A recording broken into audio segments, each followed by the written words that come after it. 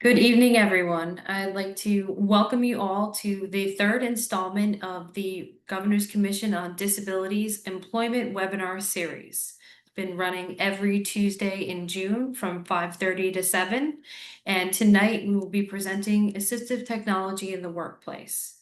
And next week will be our final installment on financial independence, which will be presenting by the Office of the Treasurer, as well as the Office of Developmental Disabilities.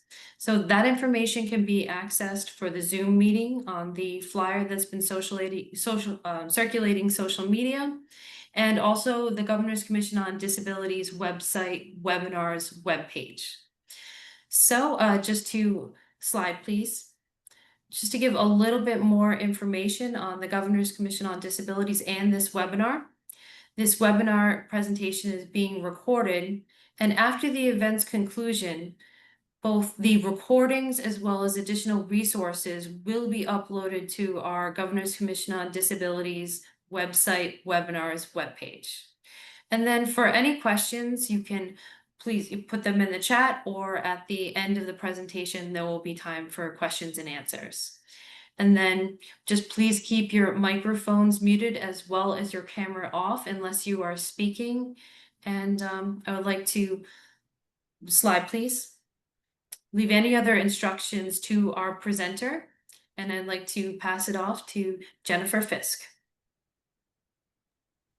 Thank you and welcome everybody. This is Assistive Technology in the Workplace. The presenters will be myself, the Assistive Technology Access Partnership Director. We will also have Molly Faber and Robert Pires from Services for the Blind and Visually Impaired, and Denise Corson from our ATEL Adaptive Equipment Telephone Loan Program. And this webinar is focused on consumers who are blind and visually impaired and/or deaf and hard of hearing, who want to learn more about how assistive technology is utilized in the workplace. So I'm going to begin by talking a little bit about ATAP, which is the Assistive Technology Access Partnership. The Rhode Island Assistive Technology Access Partnership is designed as a statewide partnership of organizations, each with a targeted assistive technology focus, working together to improve access to and the acquisition of assistive technology for individuals with disabilities. ATAP is funded through a federal grant through the federal government, and each state in the United States receives a federal ATAP grant. So ATAP is composed in Rhode Island of 4 partner agencies, the first being the Rhode Island Adaptive Telephone Equipment Loan Program. We're going to hear a little bit more about this program later in the presentation. But this program provides landline and home telephones and wireless devices on loan to qualified individuals who are deaf, hard of hearing, and/or have any disability that hinders them from using a standard telephone. There is Ocean State Center for Independent Living. This center works to improve the life experience for people with disabilities by promoting self-direction and integration into the community. And it provides a wide range of services to help meet those goals. Also works with individuals to acquire appropriate assistive technology devices and provide training on the use of those devices to enhance the individual's independence within their home and their community. Next is the West Bay Collaborative. This agency focuses on the needs of students and young adults with disabilities that can use assistive technology for school, work, and community living.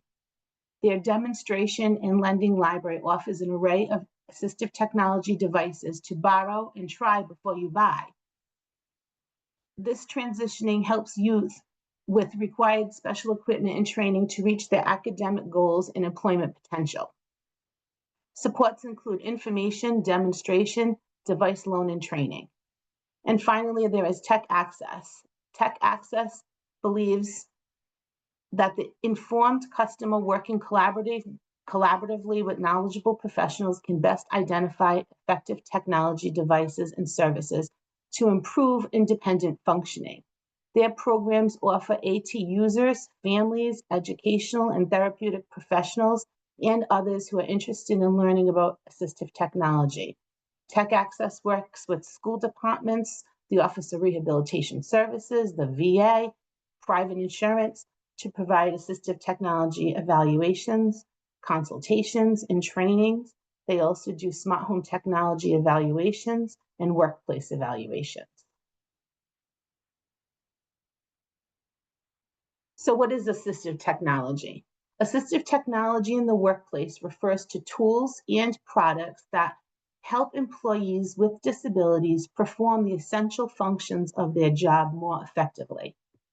Assistive technology can range from low-tech solutions like communication boards to high-tech options like screen readers and voice recognition software. The benefits of assistive technology in the workplace include increased independence, productivity, and employee satisfaction. Assistive technology services are any service that helps an individual to select, obtain, or use an assistive technology device. For example, evaluating a person's needs, customizing an assistive technology device, having an opportunity to try a device, and training on a device.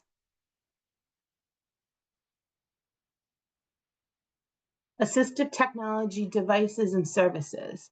The main purpose of assistive technology devices and services are to reduce and remove barriers and increase functioning and independence. In an employment setting, an assistive technology device can be an accommodation that allows an individual to complete their work tasks and the essential functions of their job.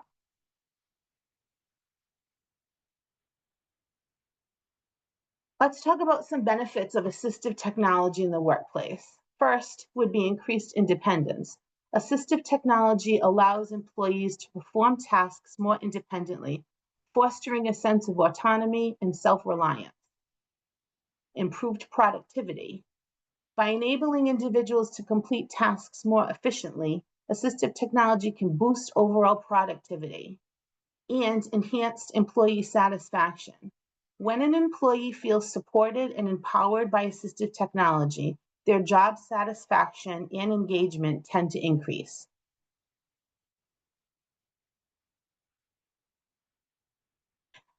Some assistive technology myths and facts. And this information was gathered from the Job Accommodation Network, or JAN. They have a wonderful website, which will be located in the resources at the end of this presentation.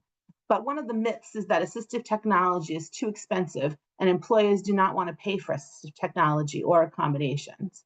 And the fact is that JAN has collected cost and benefit data, which suggests that more than half of all workplace accommodations cost less than $500. Really not that expensive.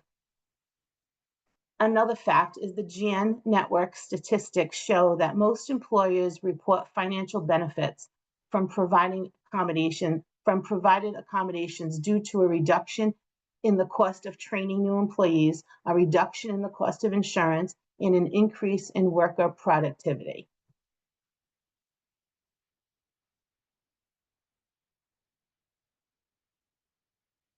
Some assistive technology device types. Well, they can range from low tech to high tech. Low tech devices are easier to use and integrate. Generally, there's little or no customization to a low-tech device. There's a lower cost. Some examples include handheld magnifiers, color-coded labels. A mid-tech device has a moderate cost, may have computer or electronic components, may require some training to learn how to use and integrate, and may have some maintenance or repair costs.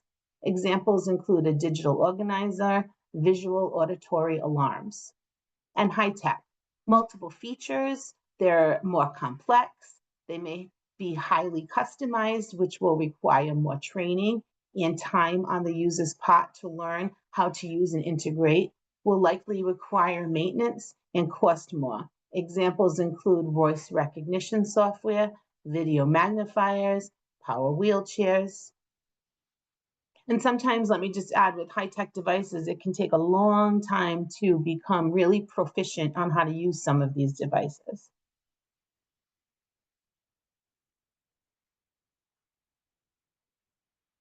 Next slide.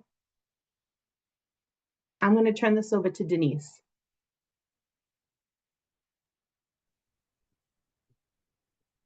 Good evening, everyone. My name is Denise Corson, and I'm with the ATEL program, and I'm going to do a few slides, and then I'm going to hand it over to Rob and Molly, and then I'll be back at the end.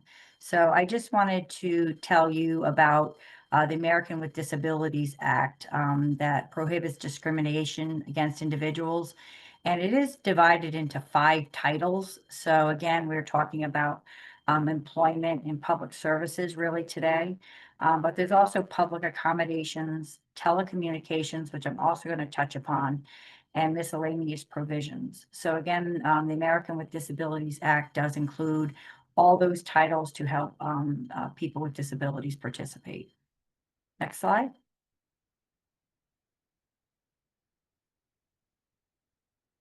So Title I of the ADA, which is a reasonable accommodation. So we did already, I think you have another presentation on reasonable accommodations, but we just want to also touch about that on assistive technology because it really is a reasonable accommodation in most instances.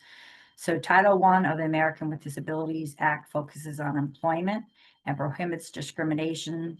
And there is a little thing that people also have to make aware of. It's only for disabilities by employers with 15 or more employees. So it does not apply to people, smaller businesses. So again, you have to have 15 or more employees to be restricted by the reasonable accommodations. It requires reasonable accommodations to enable individuals with disabilities to perform their job and access employment opportunities. Next slide. So again, with the reasonable accommodation, I just wanted to highlight on this, these modifications enable an individual with a disability to have an equal opportunity, not only to get a job, but successfully perform their job tasks to the same extent as people without disabilities. So that I just wanted to bring that little highlight up. And again, I've just highlighted a little, sorry, a little pop-up. I also wanted to highlight that in May of 2020, this is just an example of discrimination. A FedEx Ground agreed to pay $3.3 million to resolve a disability discrimination lawsuit filed by the EEOC, charging that the company discriminated against deaf and hard of hearing applicants for package handler positions and denied those applicants reasonable accommodations during the hiring process. So that's kind of an example of where there would be an accommodation that you could get sued if you don't reasonably accommodate them. Next slide.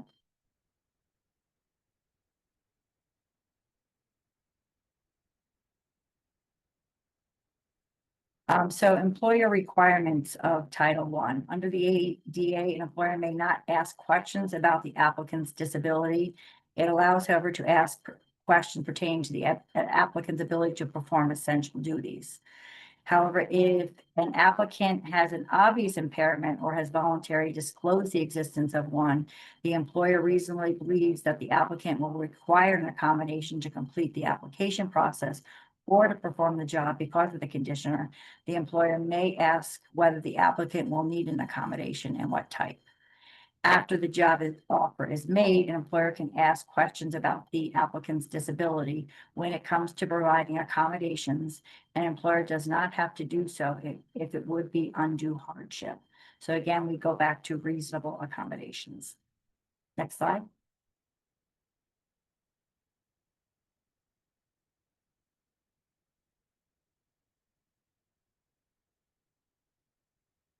So Jennifer mentioned this earlier. There's a website that people can get resources for called JAN, the Job Accommodation Network.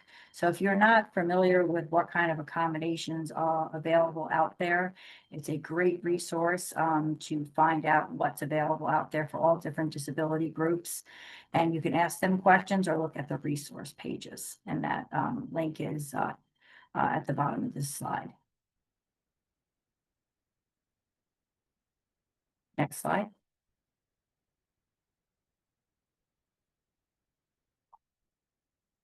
So this is just a little slide of cost and benefits of accommodations. And I know Jennifer also kind of touched upon this. When you accommodate people, finding one was employers want to provide accommodations so they can retain valued and qualified employees. Number two, most employers report no cost or low cost for accommodating. Number three, employers report accommodations are effective. Finding four, which I'm going to talk about a little more on the next slide, employers experience multiple direct and indirect benefits for making these accommodations. And fifth finding is employers find JAN, that's the job network, helpful during the accommodation process. So again, these are just some benefits of accommodating employees. Next slide.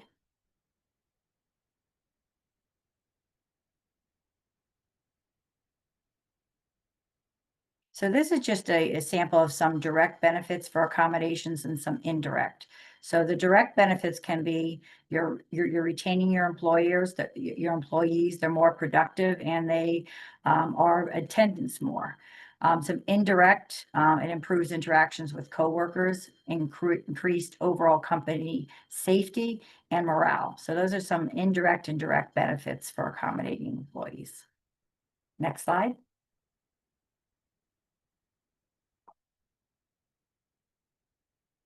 So how to approve communication through assistive technology?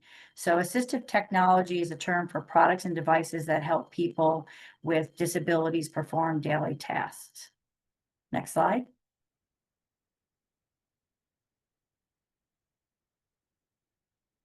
So these are some obstacles to assistive technology.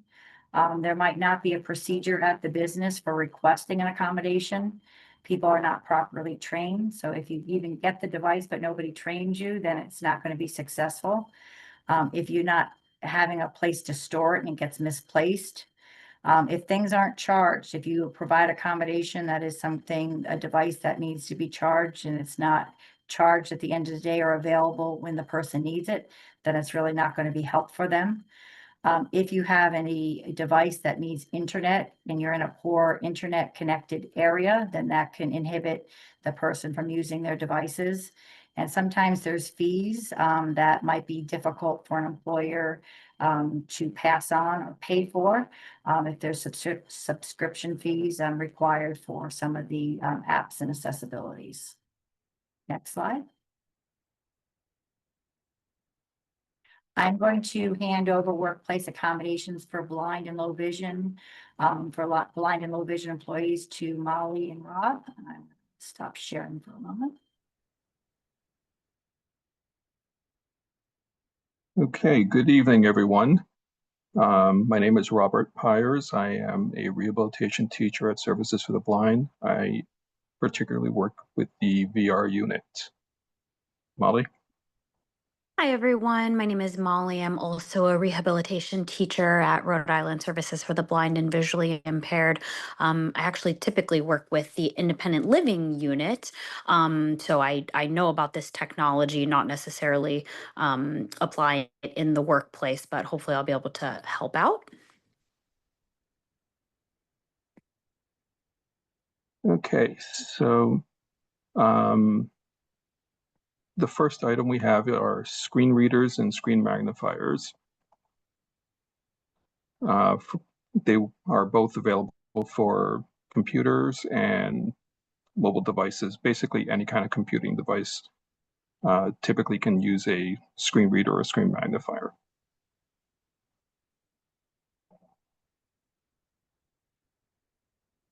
Do you want to break those down a little bit, Molly? Yeah, sure. Would you like to do that one? And then I will go on to, You want do you to want do to the do other one? screen reader? Yeah, you do screen reader and I'll go on to magnification.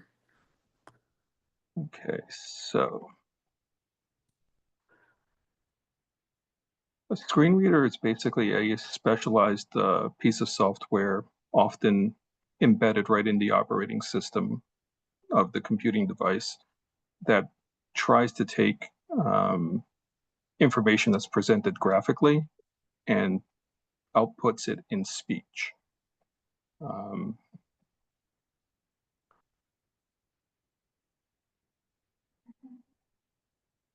And just for the record, I actually am using a screen reader, so that's why this is some pauses. So just to give you an idea, Windows devices, you will have Narrator. Apple devices, you have VoiceOver. A third-party screen reader for Windows devices specifically would be JAWS, which is actually the most commonly used one. Okay, Molly? Yeah, so next up, along that line, another tool that is going to be very commonly used by anyone blind or low vision. And we probably should have said, obviously, when we say blind, we don't just, of course, mean somebody with zero vision. Blindness is a spectrum. So this could be what Rob is talking about, screen readers. That's typically something that would be used by people with less vision, no vision, definitely. Um, Magnification, whether a screen reader, whether on a computer or a tablet or a mobile device, or whether a standalone magnifier, that's going to be used by probably a larger range of people. I know that in VR services, we have clients with a very wide range of vision. So they obviously are going to be using a wide range of magnification. Kind of like Rob was saying, each operating system is going to have its own built-in magnification. So on Windows, you can go right into the settings and turn on magnifier. On Macs, you have something, it's just called Zoom. And the same with the iOS devices, you have Zoom to provide magnification, whether you're on a phone or a tablet. Androids have well, it kind of depends what Android you're on. Um, but there's always going to be some sort of built-in screen magnification software. And you can do a lot of different things with those. So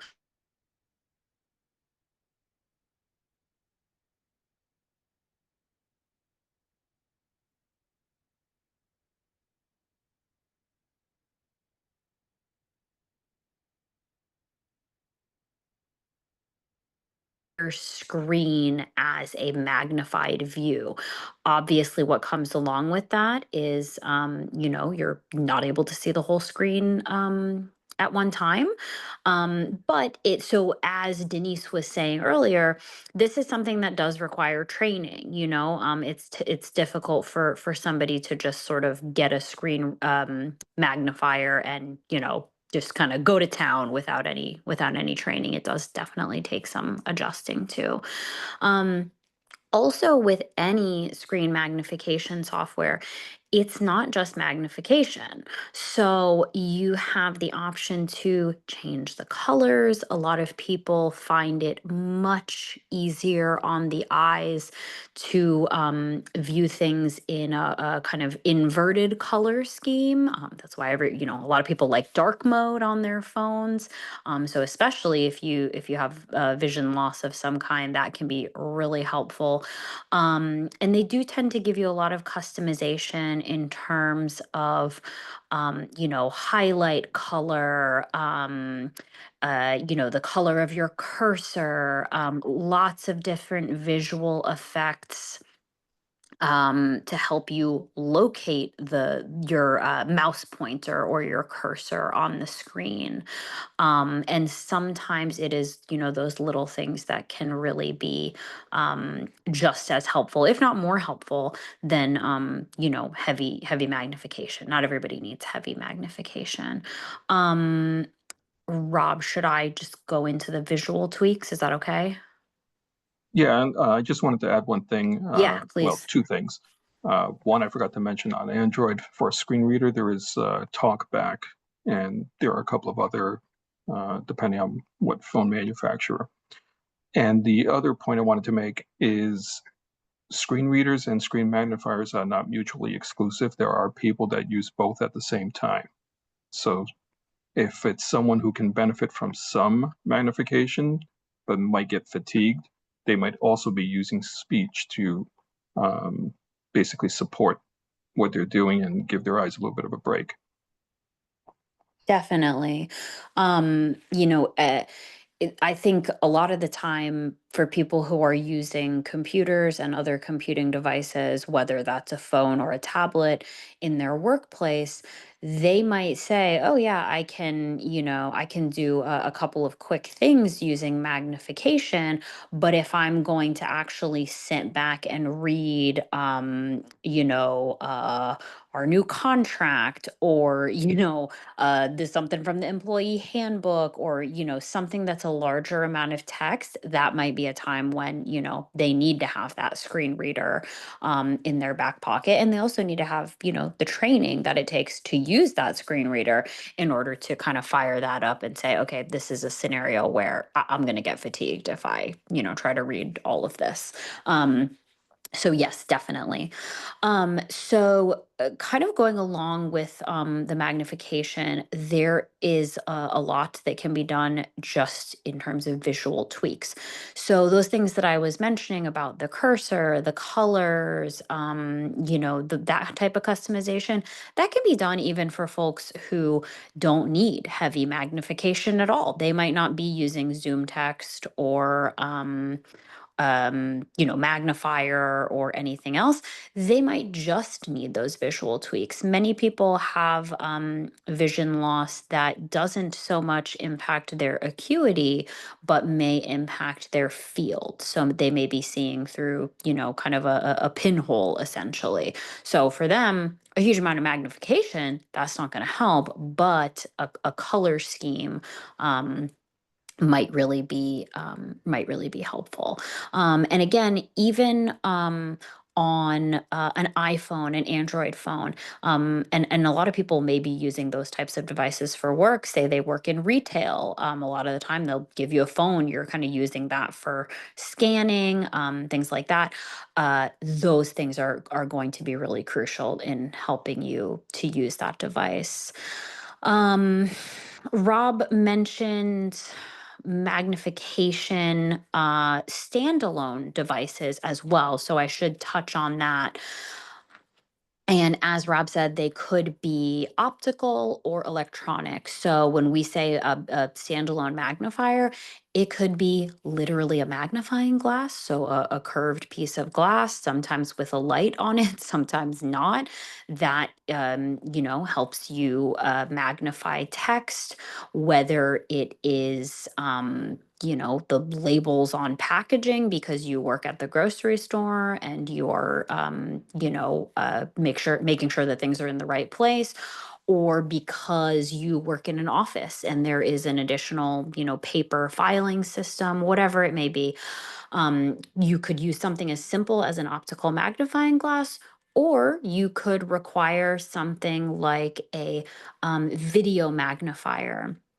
So a video magnifier is going to have that nice bright, electronic screen, kind of like the screen of a smartphone, and it's going to provide much heavier magnification. It's going to allow you to change the colors, the brightness. It's even going to allow you to, essentially take a photo. And I definitely, know of clients who have used those in many different scenarios at work, and for whom that's been really, really helpful. I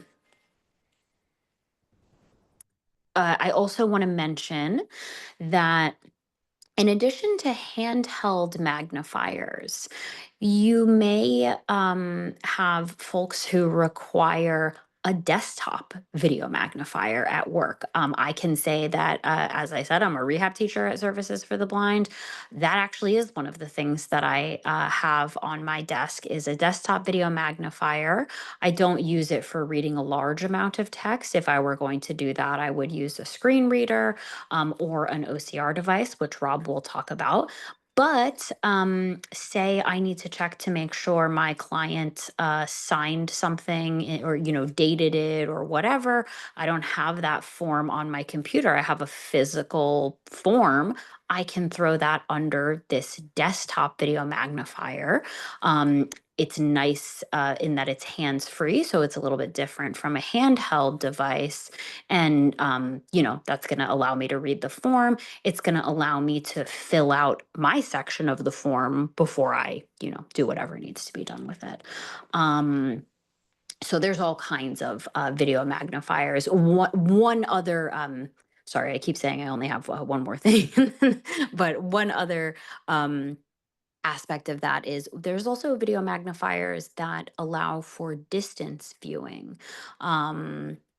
I've definitely seen those used in the classroom more so. Maybe Rob can think of an workplace application, but um, there are definitely ones that will allow you to view things at a distance. So you kind of are able to flip the camera, and looking at the screen, you're able to get that heavy magnification, but directed at something that's, maybe a bit farther away.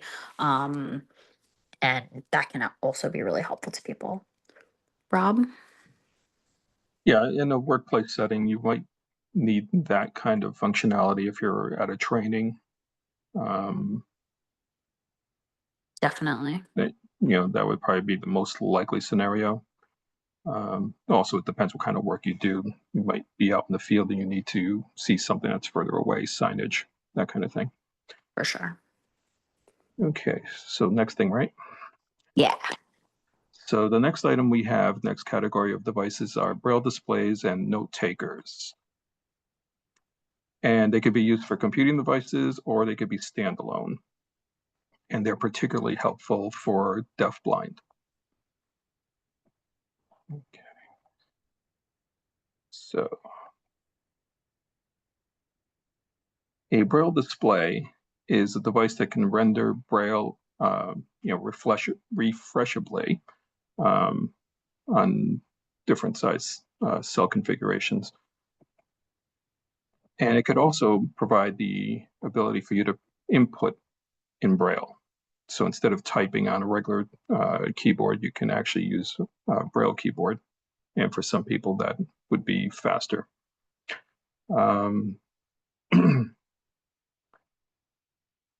In order to use the braille display with a computing device, you must actually use a screen reader with it. That's what drives the braille display. There is a newer category of braille display, which they call smart displays, which is kind of crossing over to the note taker realm without being a full-blown note taker. That provides you, with a few extra tools like scratch pads or notepads that you can take down information. May or may not have a calendar, but a book reader type of thing for reading obviously digital books. And some of these will also have speech output in addition to the braille. If you get into the level of note taker, for all intents and purposes, it's kind of like a light version of a computer. It has many of the same tasks, not all, but usually you can do email, you can do web searches. You do actually have a full-blown calendar, usually with a note taker. And some of the newer ones are actually running things like Android. So it has that kind of capability to play media as well. Again, a note taker will have braille display, usually, and often will have speech output as well. Okay. Anything I missed on that, Molly? I don't think so. Would you like me to do OCR, or do you want to take that? No, you can do OCR. Okay, cool. So, OCR means optical character recognition. And so a lot of the things we have already mentioned, particularly screen readers, actually are doing just that. They are, encountering written text and translating that into audible speech. We also wanted to mention that in addition to using something like that as part of a screen reader, that's something that you may also find that somebody needs in a standalone device. So, as well as an app, actually. There are apps that provide OCR, and there are standalone devices. So, for example, somebody might have a job where they, receive things in the mail, and they kind of have to figure out, all right, what the heck is this thing, and who's it supposed to go to? OCR is going to be their friend. If magnification is not sufficient for them to read what's physically written, so they're either going to use the standalone device that they have, which consists of a camera and or their tablet or their phone, and they're going to point either thing at this piece of text. It's essentially going to take a picture of that text and translate it into audible speech. So it's literally going to speak aloud what it sees. That's a really invaluable thing. um, Even like I mentioned before, say somebody's working in retail, well, some of them might be able to use a handheld video magnifier, like I mentioned, but say you're not able to do that, or say you're able to do that sometimes, but sometimes, you're having a bad eye day, or, your vision is getting worse, or whatever, you may need to use OCR instead. So instead of seeing that product label blown up and saying, oh, yes, this is in the right place, or no, this is in the wrong place, I've got to move it, you're using an OCR device to hear that information audibly and make that distinction. Rob, do you want to go on to visual interpretation? Okay. Yep. All right, so the next thing we have is visual interpretation, which is relatively new for us. It it mostly is provided through apps. So mobile devices are well suited for it because they have the camera and it's easily pointed, but some are being used on the desktop as well. What it is a way for you to connect to another human who then actually uses the camera to see whatever the camera's pointed at and provide information that you're requesting.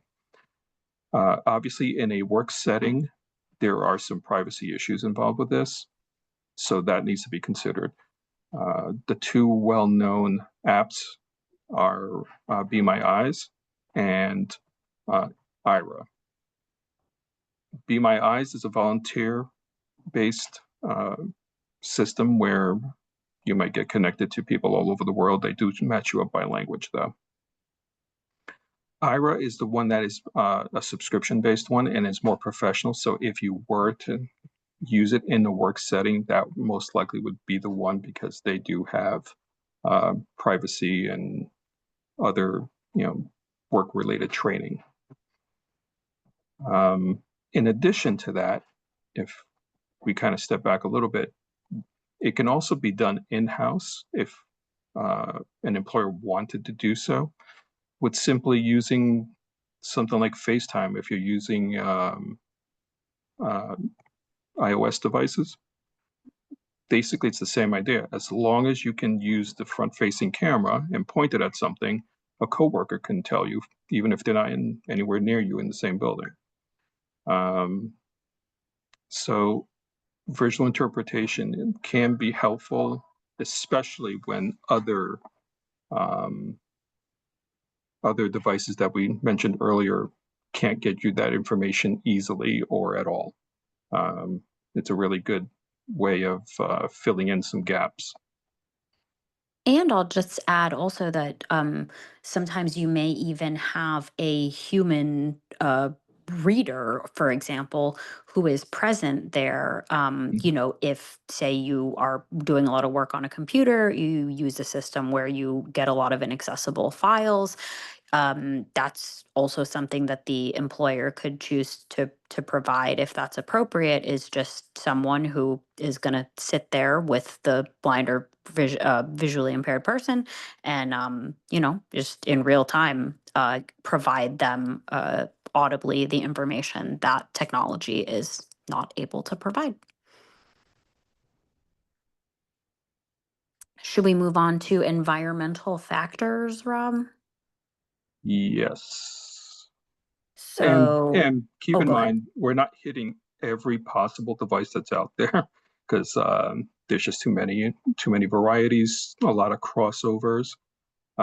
These are broad categories that we're discussing, but depending on your circumstance and needs, there may be other tools that we don't bring up, but are going to be very similar to at least some of these. Absolutely. So, in terms of the environment, these are kind of some tweaks that could make a really big difference to some people. So the first thing would be lighting. A lot of the time, folks who have, you know, blindness or low vision are quite light sensitive. I know that I personally am. So, you know, you may need an accommodation wherein you say, hey, I'm gonna just, you know, keep the lights off in my office, or you know, in my cube or whatever it may be, something to kind of make it a little easier on my eyes. Um, Sound level, definitely something that you might need an accommodation for. So if you work in a really noisy workplace, that's just kind of how it is.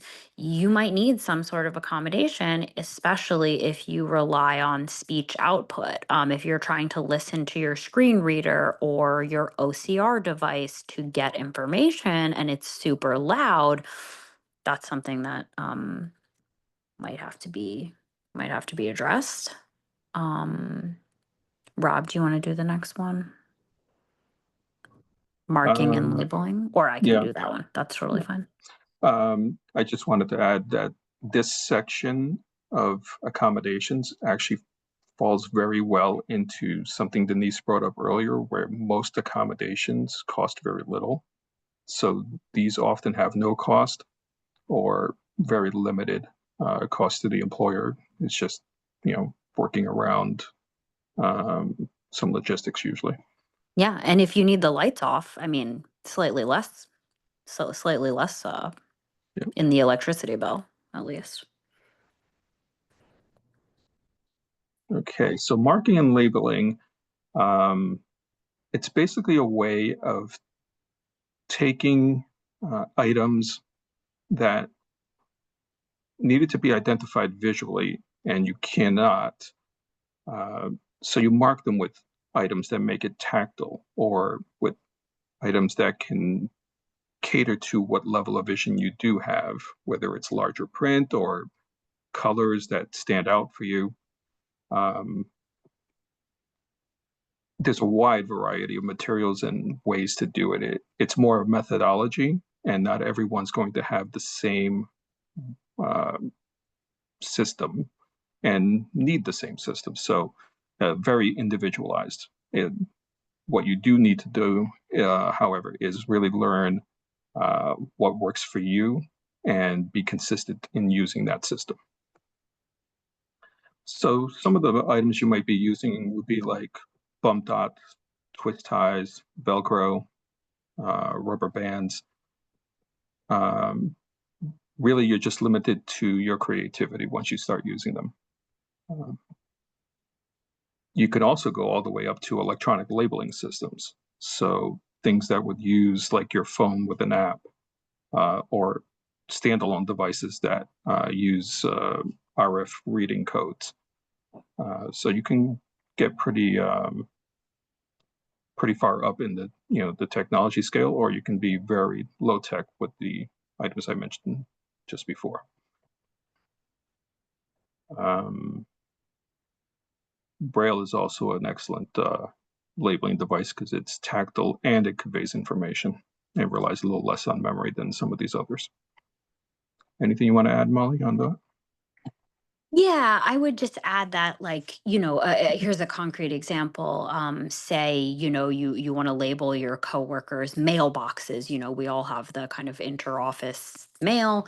If you know Braille, it's pretty easy to just stick a Braille label on everybody's so that okay, when I'm, delivering something to Denise, I don't actually accidentally put it in Jen's mailbox. But like Rob said, you may choose a different system, especially if you don't know Braille. Unfortunately, there's quite a low Braille literacy rate. And also, there are people who they may practically not need to know Braille, but they do need to, read small print. Yes, of course, you can take out your work phone and use an OCR app or a magnification or something like that to tell whose mailbox you're putting something in. But say, for example, you always have to give paperwork to Jen, you can always just stick a bump dot on Jen's mailbox. And that way it's super easy to find. You just have to then remember, okay, the bump dot is on Jen's mailbox.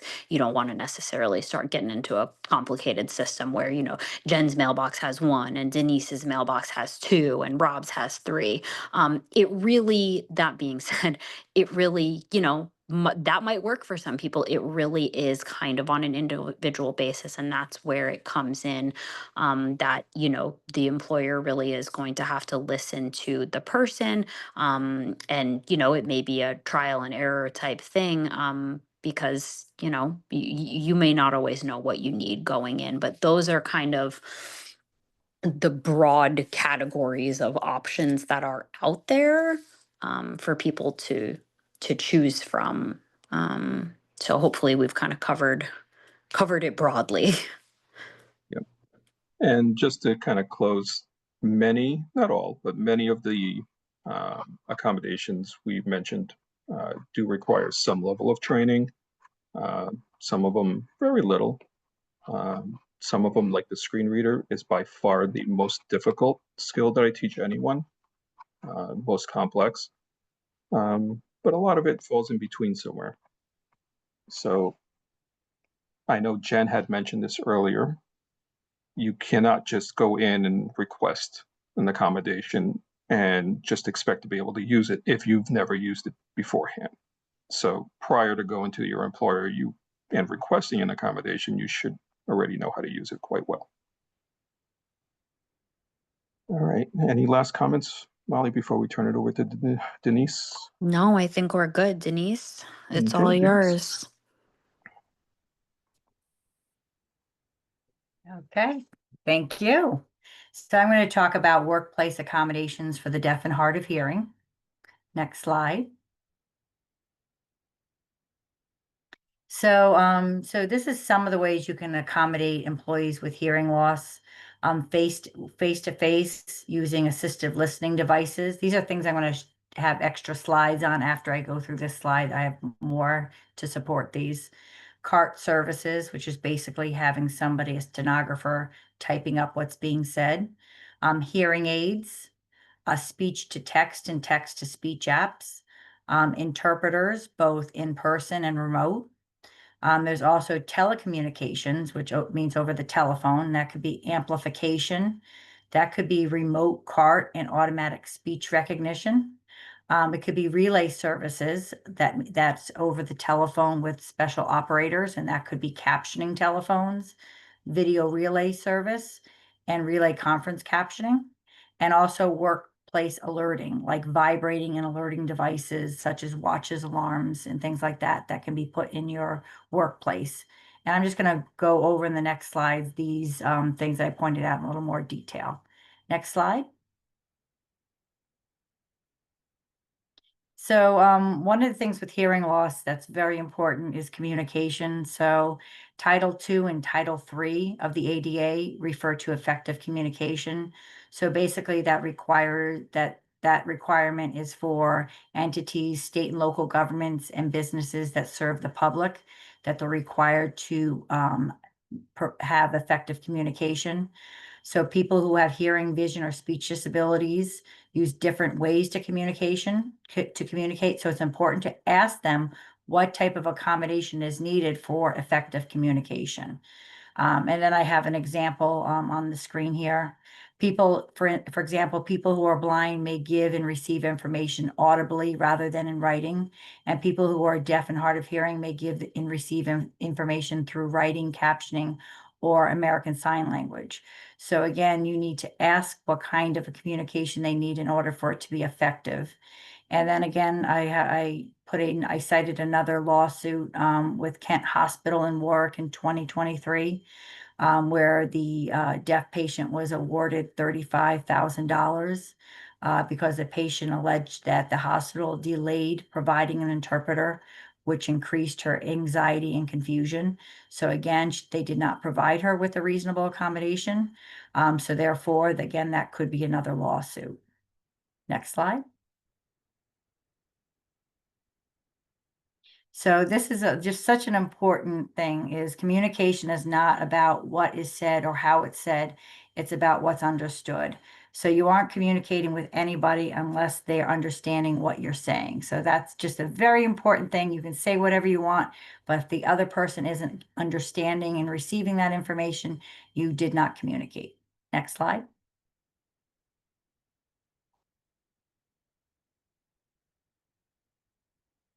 And so again, when we're talking about hearing loss, it's a very common disability, and it can be caused by noise, aging, disease, and hereditary.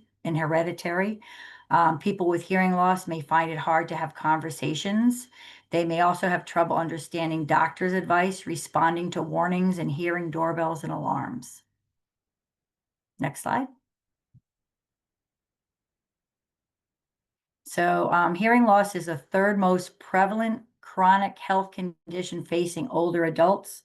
And if you see in this slide, it's approximately 48 million people, Americans, have hearing loss. 1 in 3 by 64 to 75. And after the age of 75, it's basically 50% of people. Next slide.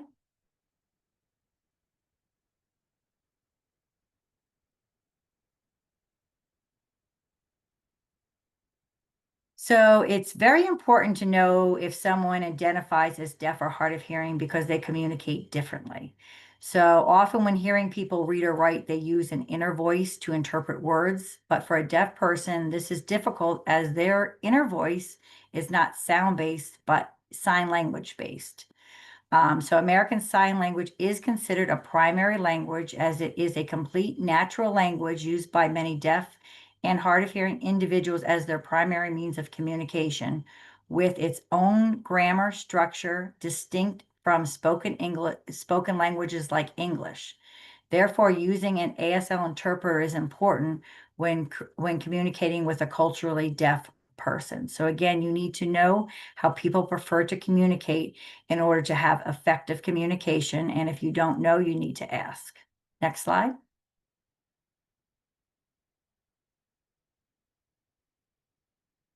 So I just like to show the slide about the kind of like the distinction about deaf and hard of hearing. And it's a different definition when you ask the medical community versus the deaf and hard of hearing community. So a medical community would say it's how much hearing you have left. So, but the deaf and hard of hearing community is how you communicate. If you could have no hearing, but you use ASL, that you're in the deaf community. But if you're in the world of the hard of hearing, you use your speech to communicate. So you're in the hard of hearing community. So you're going to use different modes of communication and different technology to support that. Next slide. So these are some ways for face-to-face communication.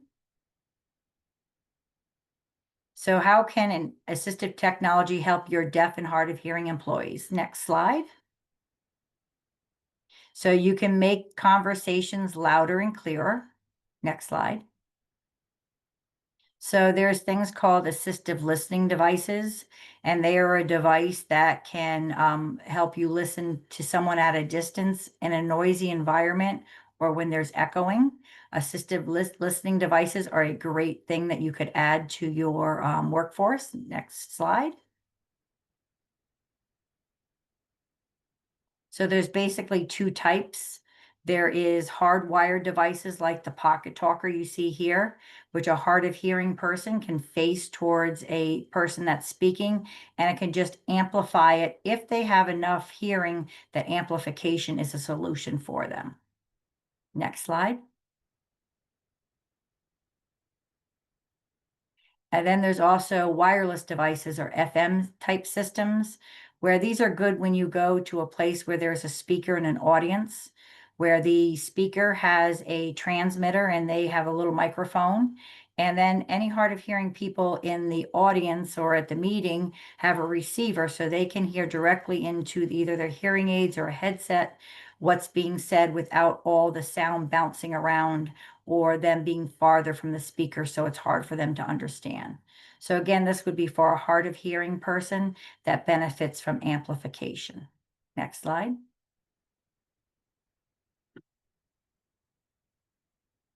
So, hearing aids are a significant benefit for individuals in the workplace. So they improve communication, enhance safety, and reduce stress. They amplify sound, clarify speech, enable better understanding of instructions, conversations, and warning signals. They lead to increased productivity, fewer errors, and a safer work environment. And again, those are for people that benefit from hearing aids. Next slide. So captioning is our next category. Next slide. So this is like my favorite cartoon I've done for years because I really think it explains what it is to be hard of hearing to a person that's hearing. And the cartoon on the left says, "It's windy today." The second gentleman says, "No, it's Thursday." And the third gentleman says, "So am I, let's get a beer." And I like this cartoon because it explains that hearing loss is not just about amplification, it's also about understanding. So just because you're having a conversation, if nobody's understanding, nobody and those three gentlemen are not communicating with each other.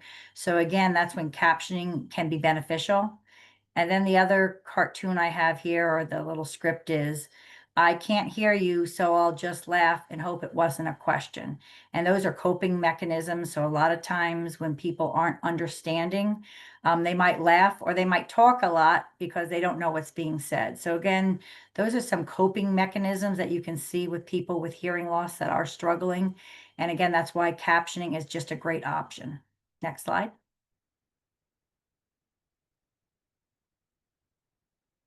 So there are many speech to text apps, and basically those are apps that you put in a conversation, and when the person's talking, you can read everything that's being said. So again, you can follow along and be able to know what's going on with a conversation. Again, there's many unpaid and paid. My favorite, and I think the best one is actually an Android app called Live Transcribe. But again, there are many things and you just try them out to see which one benefits you.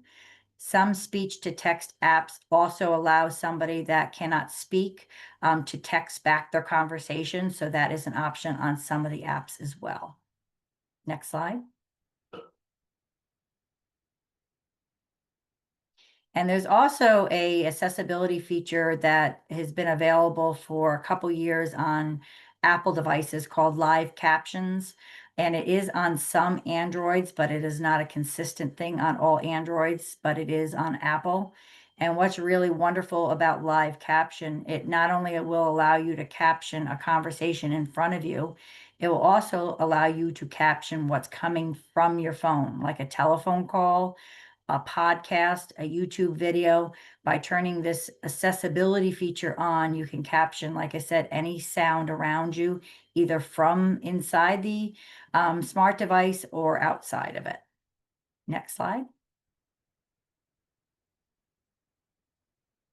So I mentioned this earlier, there is something called CART, And that is when you have a stenographer that actually goes to a meeting and types everything that everybody's saying on the screen. So people that are hard of hearing or cannot hear in the audience, that they can read along with what's being said. Next slide. And then there's something called video remote interpreting.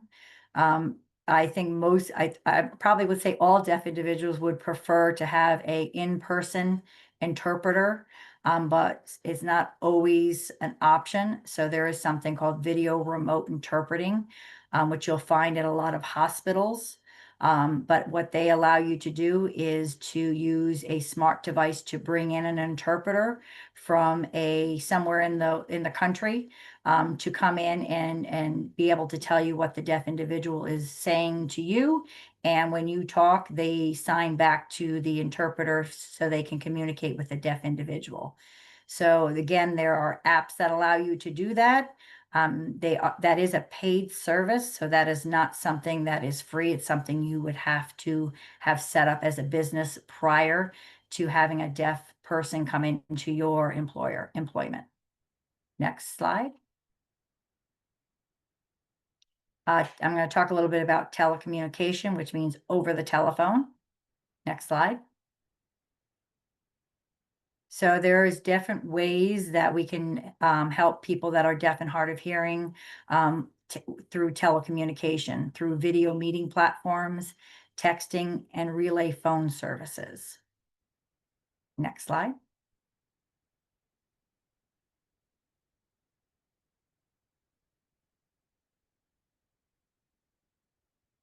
Sorry.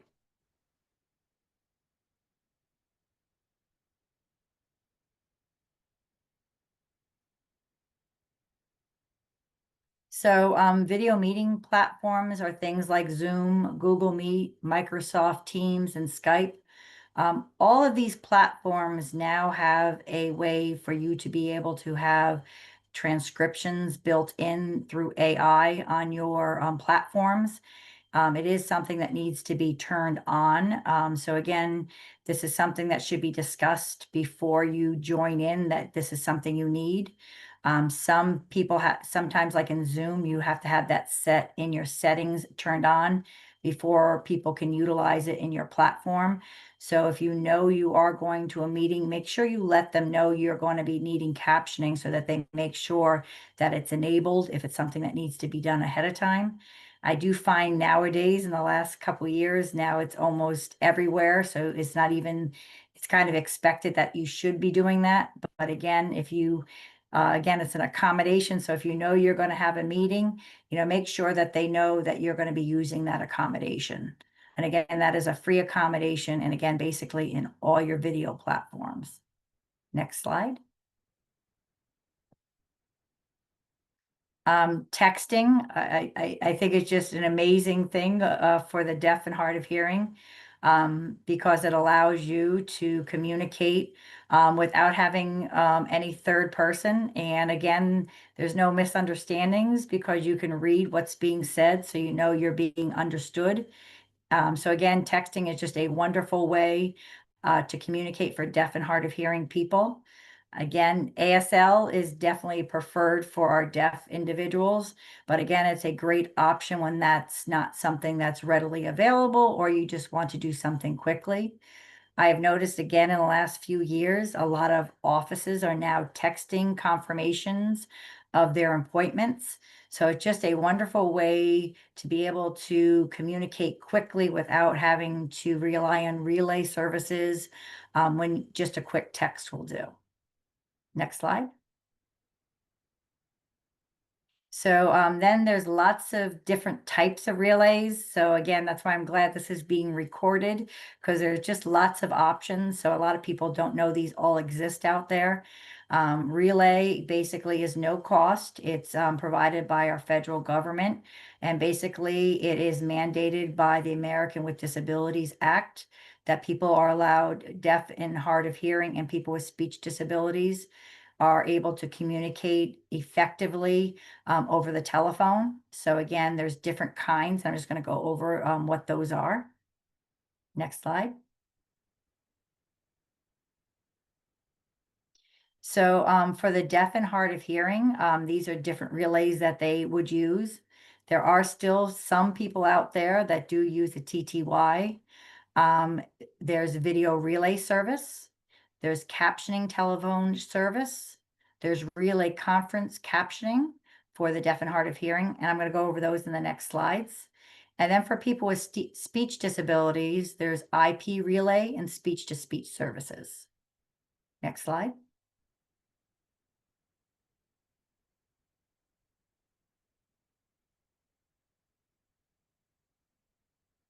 And this is just a visual of what video relay service basically means. And again, because it's relay, it's telecommunication, there is no cost to the relay to the relay user, and also the person that's receiving it. So if you are an employer and you're making a video relay call to a deaf employee, there is no cost because it's telecommunication. There is an operator that is, if you look at my image, that is making sure that what's being signed is being spoken, and then what's being spoken is being signed. So it's a free service available for any telephone calls for deaf individuals 24/7. Next slide. And this is something that you see all the time now. It's captioning telephones. So again, these are putting the words on the screen so the person with hearing loss can read as long as they can speak for themselves. So that's where it's more for the hard of hearing, because you do have to be able to voice back your responses. Next slide. So there's different companies that provide captioning services. They're all free. They all do the same thing. They're just a little different. So again, there's no charge to the end user for the captioning because that is something that's provided by the FCC. Next slide.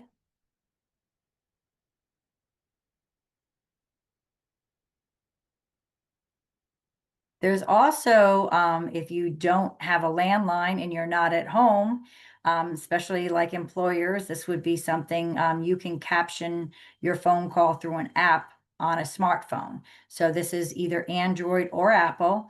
There's different types. There's at least 5 different ones I've listed here that will allow you to caption what's being said to you. And it will also caption what you're saying inside the phone for some of these apps so that you can look back at the conversation and be able to read what they said to you and what you said back. So this is a really great thing that makes you not tied to your landline, that allows you to be mobile like people making a regular voice phone call. Next slide.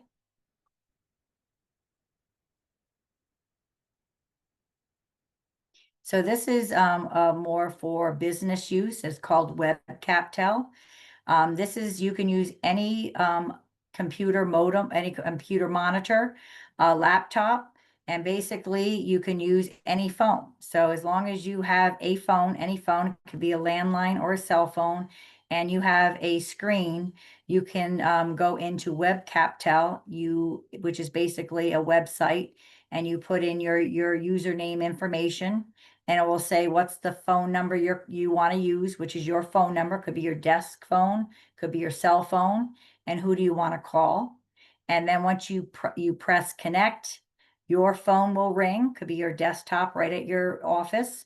And then once you pick up, it calls the other person, and then your entire conversation is on your screen for you to read.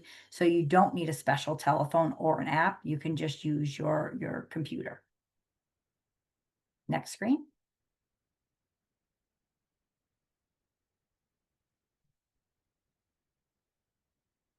This is something that is available to businesses if they have a Cisco phone system, and it's called Hamilton CapTel for Business.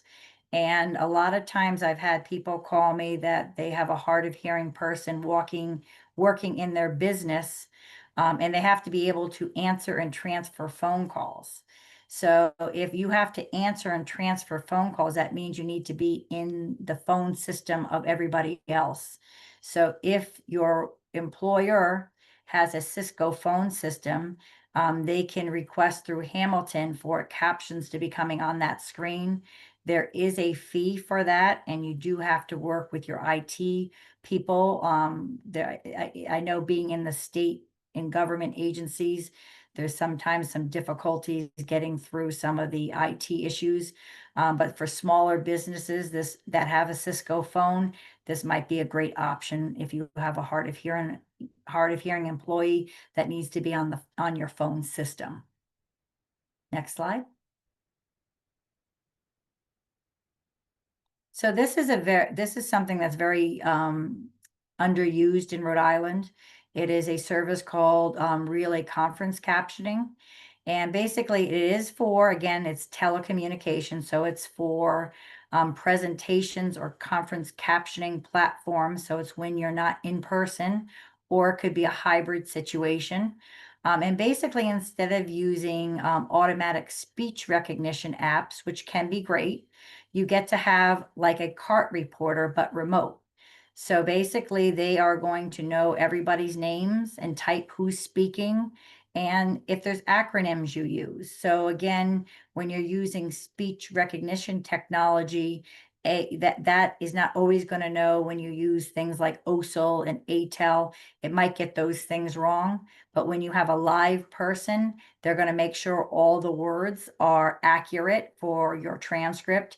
And then you can actually get a copy of your transcript at the end, so that if you did miss something, you can read it at the end so that you can review it.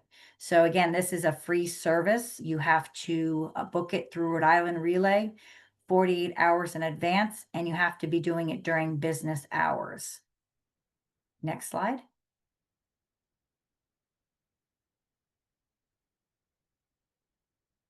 So I just a little reminder, it's important to ask what type of accommodation is needed for effective communication. So never assume, just ask people how they want to communicate and what their preference is. Next slide. And then just a few things on workplace alerting. Next slide.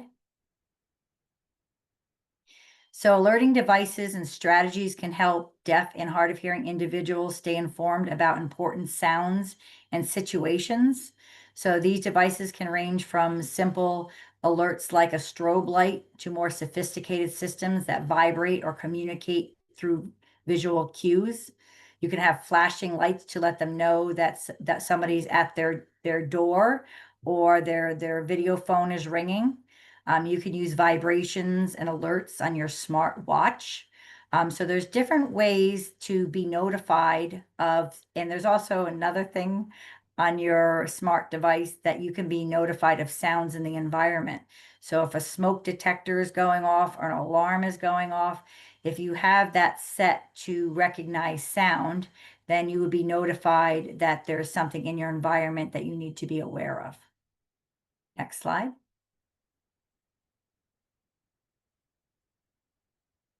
And this is a page of like resources that we've kind of talked about through this presentation through Jen, Rob, and Molly and myself, that if you want to get more information, you can go to those sites. I think Jen wants to pop back in a second and just talk a little bit about some of the ways you can get some of these accommodations or support in the workforce through the Office of Rehabilitation Services. So I'm going to hand it back over to you, Jen. Thank you, Denise, and thanks to Rob and Molly for providing wonderful information. I just want to end by saying that if anyone is needing any type of assistive technology devices relating to employment, I mean, it needs to be related to directly to employment, do not hesitate to contact the Office of Rehabilitation Services. That is exactly what they do. ORS can be contacted through their landline at 421-7005, or you can also contact ORS at the website, which is www.ors.ri.gov. And all the services we mentioned today are on that website as well. So it's a wonderful place to go if you are looking for any type of assistive technology needs related to employment. Thank you.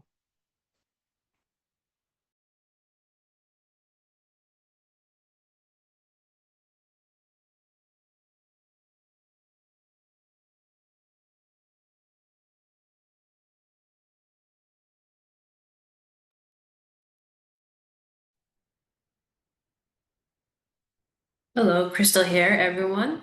I wanted to see if anyone has any questions. I can, I'm taking a look at the chat. There is no questions within the chat, but I'd love to give anyone an opportunity to pose any questions that they may have for any one of our speakers.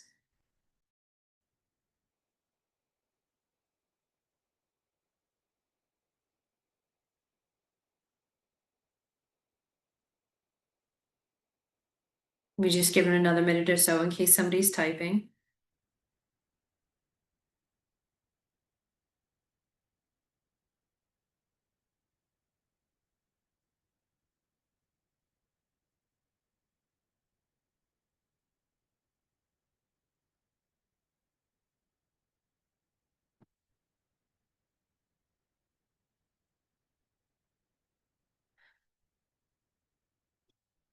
Well, I suppose nobody has any additional questions to answer. This is a very thorough presentation, very robust. So I suppose I will conclude and thank everyone once again for attending this presentation of assistive technology in the workplace. And just would like to remind the last webinar of our series is going to be financial independence featuring ABLE accounts with presenters from the Developmental Disabilities Council as well as the Office of the Treasurer. So with that, I would like to just wish everyone a wonderful night and thank you for your time.